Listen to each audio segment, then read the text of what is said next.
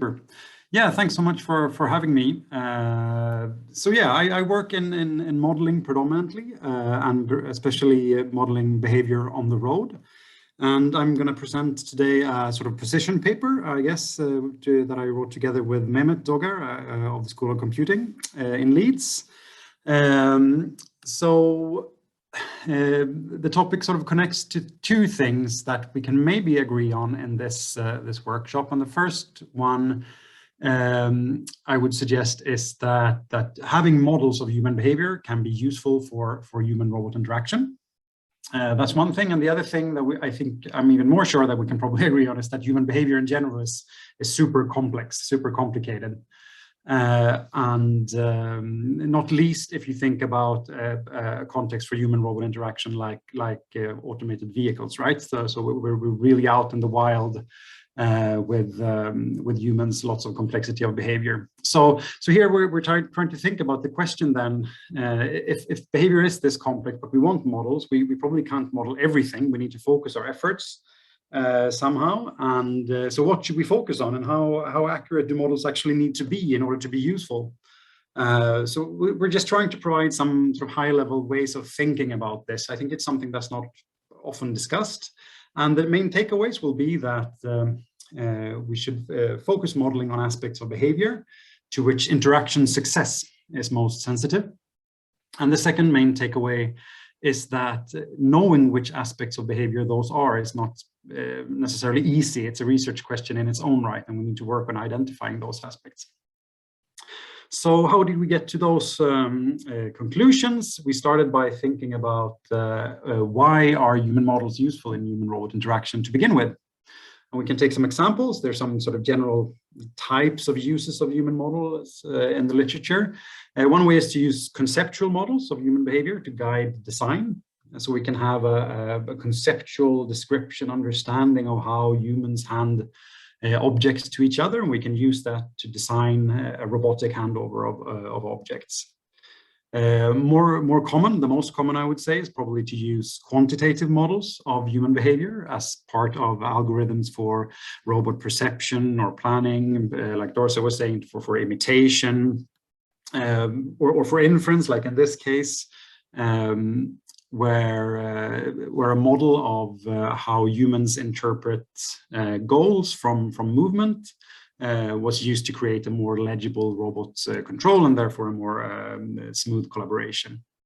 And the third category of uses of models is to sort of use them outside of the robots. You can have a human behavior model that is quantitative that can be used for robot testing in simulation or for benchmarking, and that's something that's quite important in automated driving, for example, to have virtual agents for testing of automated vehicles in simulation.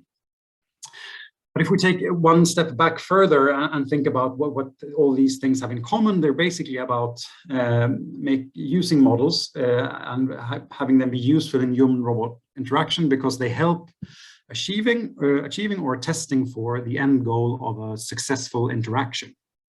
And we can think of lots of ways of defining exactly what we mean by a successful interaction, but I think on a high level, it's quite useful to think of it in terms of what's sometimes called the three main goals of human factors engineering, which is safety, efficiency, and satisfaction on a high level. So how do models do this then? What is it that human behavior models help with here to achieve this? And here I'm going with a good scientific tradition of taking something which is vastly high dimensional and smashing it into PowerPoint 2D space by having on the x-axis all imaginable past and current world states, including the robot and the human, and on the y-axis the human behavioral response to that. So then we will have some sort of region, some sort of envelope of behavior which is feasible for the human, where the human with sort of reasonable response times, decision-making capabilities, perception, strength, is able to achieve whatever task is at hand at some minimum acceptable level of success. So that's the range of feasible human behavior. And then there's a smaller region inside there somewhere, which is the preferred region of human behavior where the human would like to be, and if the interaction isn't there, it would tend to be successful. It's satisfactory, efficient, and safe. But if the robot does something that pushes the human away from these regions, then we can start having unsatisfactory interactions, inefficient interactions, or even unsafe interactions, right? So what we can maybe take away from this very schematic, of course, perspective is that one way of thinking of what the goal of human modeling and human-robot interaction is that it's about promoting interaction success by delineating these feasible and or preferred human behavioral envelopes. So that could, in theory, be about actually explicitly describing where these envelopes are, but more typically it's rather about, if you look at actual cases where the people are using human behavior models, it's rather about providing sort of typical, expected, or probable trajectories of human behavior in this space. And as long as those trajectories stay within the true envelopes, that can still be useful to help guide the robot to a more successful interaction. But what aspects then of human behavior of these envelopes do we need to cover, and how accurately? So if we stay with this idea that the goal of the modeling is to promote interaction success, I think a natural follow-on from that then is that the more sensitive interaction success is to variations in an aspect of human behavior or cognition, the more accurate that part of the human model needs to be. So if there are some parts of human behavior or cognition which really have a big impact on the interaction success, we should focus our model efforts there. So that statement is sort of relative, right? I'm saying that the bigger impact some aspect of human behavior or cognition has on interaction, the more we should focus on it. So that doesn't say so much about the absolute level of accuracy that we need. And of course, I can't give any sort of general answer about the absolute accuracy that's needed, but just to make sort of a high-level point that it has to be very context-specific. So if you think about an example like this, the one where we used, these authors used,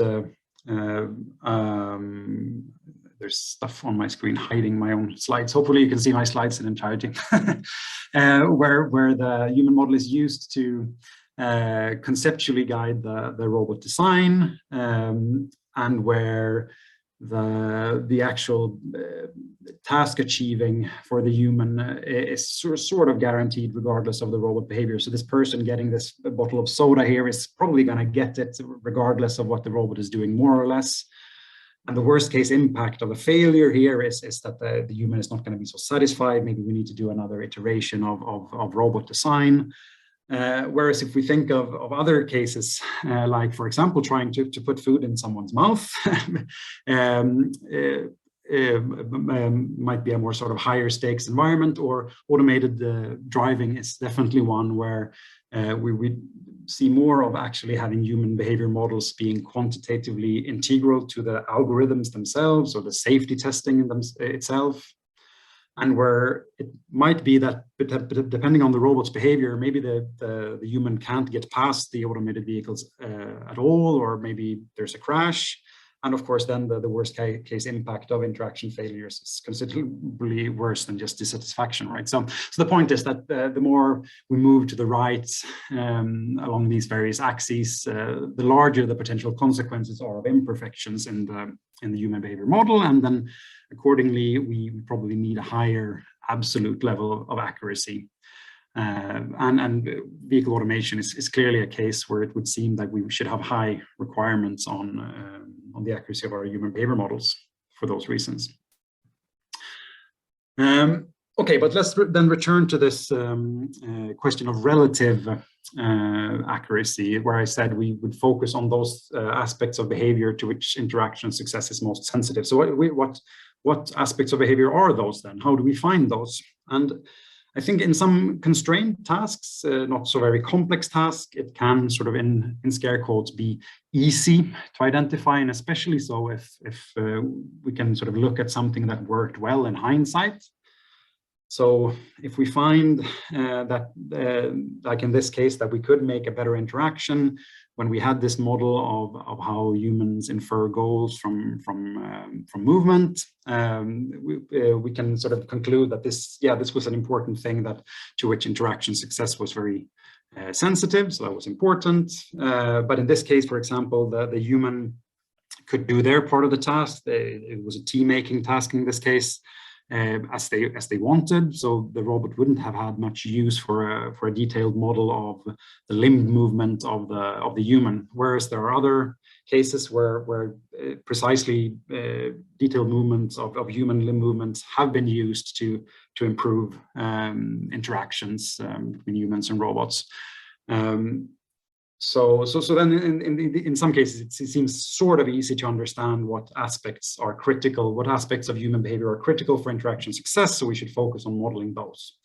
But in tasks we haven't studied as much, that are less constrained, more complex, I would then come to the second main takeaway I was mentioning at the start, where this question of what aspects of behavior are most critical, that becomes sort of like a research question in itself that needs attention of its own. It needs quite possibly some targeted empirical and modeling work all of its own.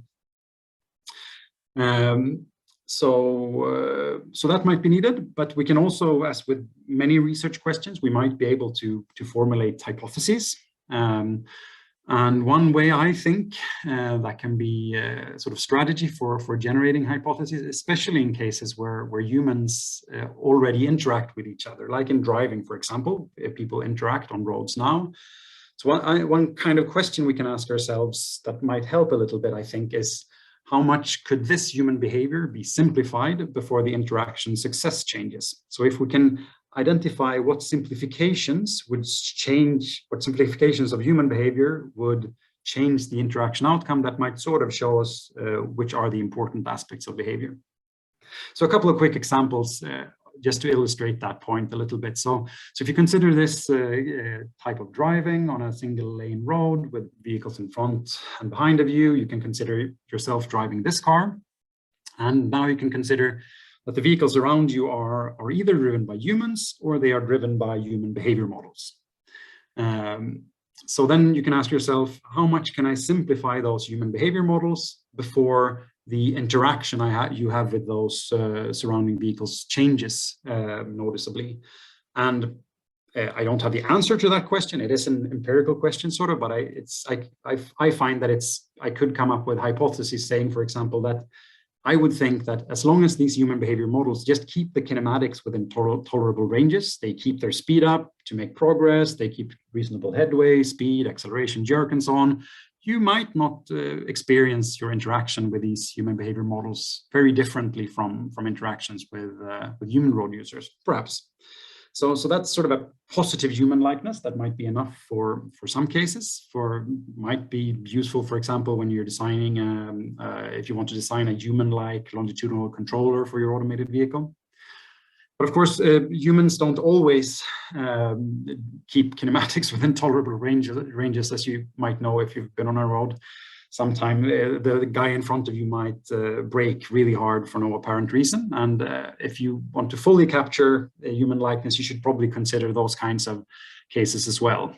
For example, if you want to have an automated vehicle that is a bit defensive in its assumptions about what surrounding road users might do. But I still think in both of those cases, even for that full human likeness, maybe in this case, relatively simple probability distribution models might suffice, as long as they capture the sort of range of credible kinematics.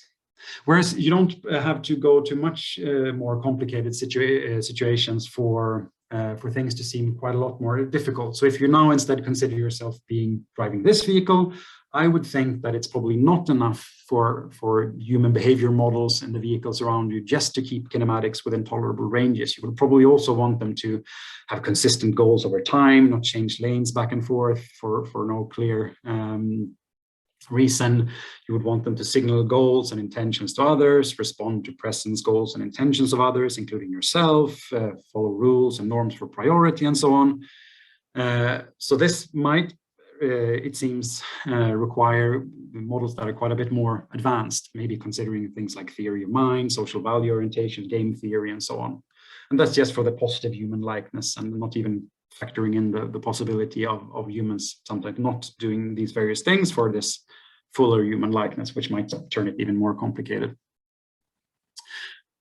So yeah, so those were a couple of examples of how we can generate hypotheses from reasoning from human-human interactions. And that's me sort of done. I just wanted to make a quick note first on machine learned models. This is one example of one machine learned model of driver behavior. These are super important and are very will be very sort of crucial for lots of human robots applications, including vehicle automation. And my point here is that as long as these models capture the aspects of behavior to which interaction success is sensitive, all is good. That's perfectly fine. But we should remember in the context of this presentation that these models don't themselves tell us which aspects of behavior those are, right? So we still need to answer that question. So in order to know whether the machine learning models capture the important aspects, we first need to find out which those important aspects are. So yeah, summarizing, we should focus our modeling on aspects of human behavior to which human-robot interaction success is most sensitive. And we need to identify which those aspects are. That's a research question in its own right, and not least so for machine learned models. So happy to take any questions here or in the chat or in messages afterwards, if you prefer. Thank you for a great presentation. And the floor is open for, again, a few quick questions, because we are still, for sure, lagging behind. Tamara. Thank you very much, Gustav. Actually, you will see in my talk that this was the perfect setup for what I have to say. So I very much appreciate it. I was wondering for your, the synopsis that you have just given, like, do you have any suggestions on how we could identify those things, those aspects? I think it comes down a lot to sort of empirical research, hypothesis-driven empirical research, and where you sort of formulate your ideas about what you think are the important aspects of behavior. For example, based on this kind of reasoning I was describing here now. Maybe you formulate some model based on those early assumptions and use that to help guide your experiments. But maybe even without such models, just experiments where you study human interactions and sort of try to control those. And I mean, you could consider also, of course, studying human interactions with sort of scripted virtual agents that are models programmed or with some sort of closed loop functionality. So I think I haven't finished thinking myself about that question. I think it's a really good question. So I'd be happy to see if you have any thoughts on it in your presentation. Thank you. I was actually having a similar question, but maybe we really wait for Tamara answering it. There was Julian having a question, but apparently the hand was going down. So my question is that basically in most papers you read about machine learning models in regard to human behavior prediction is that the metrics they use to evaluate these models are mostly very simple, like say accuracy of a binary decision, or say mean squared error if like a path prediction. Would you agree with the statement that such simple error metrics are basically useless if you want to evaluate how useful models are for example, autonomous vehicles, or would that be a little bit too far? I mean, I would agree with the statement that they might be useless. I think if what is important to interaction success is having an RMSE error or a negative log likelihood which is small, then it's good. Then we are good, because that's what the models tend to be optimized for. But I think in practice that's not the case, quite probably. So I think it's a really important job that's sort of ahead of us to try to understand how should we actually analyze these models. What should we look for in them? And we've published a little bit on that, and I think your lab has as well, starting to sort of dig deeper into what behaviors these models actually show, and if it's the important kinds of behaviors. Okay, thank you for the Thank you. answer. I don't see further hands up, and I will use that chance